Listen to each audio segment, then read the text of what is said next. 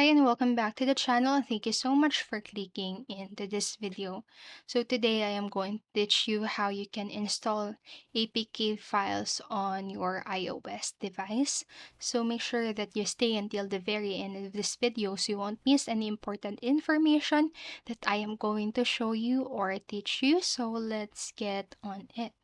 So first, although it is possible to convert an APK file to an IPA file and then install it on an iPhone, this is actually not officially supported by iOS and may not work properly and may even harm your device. So it is generally recommended to only install apps from the official App Store on an iPhone to ensure they are safe and compatible with your service.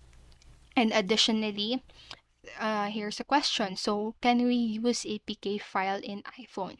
So, the answer is no, you cannot use APK files on an iPhone as iOS does not support the APK file format.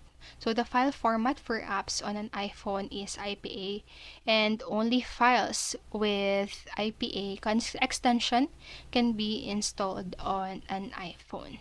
So I hope this information right here is clear. So that's it for this video. And I hope you learned something in here. And if you did, please make sure to like, subscribe, and click notification bell button so you won't miss a video. Thank you so much for watching and have a great day. Bye-bye.